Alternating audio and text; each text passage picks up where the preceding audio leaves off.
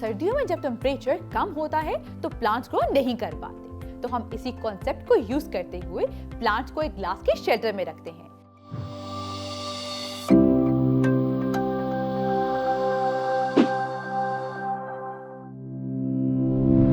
हमारी लाइफ में दो गैसेस बहुत इंपॉर्टेंट हैं। एक वो है जिसे रेस्पिरेशन के दौरान हम इनहेल करते हैं यानी ऑक्सीजन, और दूसरी वो है जिसे रेस्पिरेशन के दौरान हम एक्सहेल करते हैं यानी कार्बन डाइऑक्साइड। लेकिन कार्बन डाइऑक्साइड को हम केमिकल रिएक्शंस के थ्रू भी प्रोड्यूस कर सकते हैं। तो हम विनेगर और बेकिंग सोडा के रिएक्शन से कार्बन डाइऑक्साइड प्रोड्यूस करेंगे।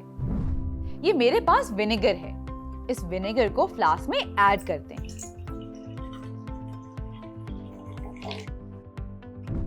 और इसके बाद इस फनल की मदद से बेकिंग सोडा को बैलून में ऐड करते हैं।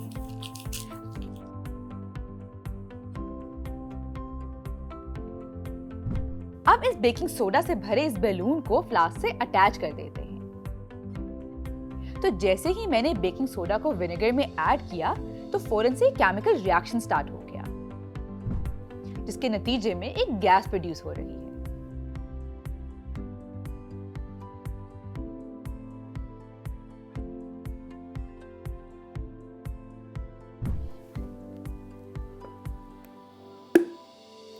तो इस बैलून में बनने वाली गैस कार्बन डाइऑक्साइड है।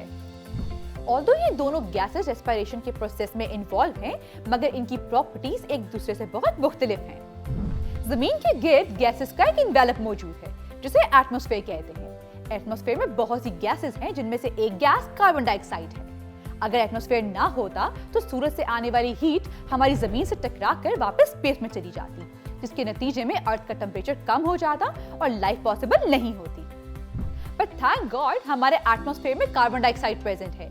जैसे कि हमने देखा, कार्बन डाइऑक्साइड हीट को ट्रैप करती है, तो सूरज से आने वाली रोशनी जमीन से टकराकर वापस स्पेस में रिफ्लेक्ट बैक नहीं करेगी, बल्कि एटमॉस्फेयर में ट्रैप हो जाएगी, जिससे हमारी जमीन का टेम्परेचर मेंटेन रहेगा और प्लांट और एनिमल लाइफ पॉसिबल होगी। यानी कार्बन डाइऑक्साइड की वजह से हमारी अर्थ एक घर या हाउस बन जाती है जहां ग्रीनरी पॉसिबल है।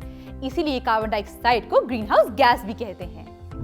सर्दियों में जब टेम्परेचर कम होता है तो प्लांट्स ग्रो नहीं कर पाते, तो हम इसी कॉन्सेप्ट को यूज करते हुए प्लांट्स को एक ग्लास के शेल्टर में रखते हैं, जहां ये ग्लास CO2 की लेयर की तरह एक्ट करता है, यानी सूरज से आने वाली हीट को ये ट्रैप कर लेता है। तो बाहर जितनी मर्जी सर्दी हो, ग्रीन हाउस के अंदर का टेम्परेचर गर्म होता है, जो प्लांट्स को ग्रो करने में मदद करता है।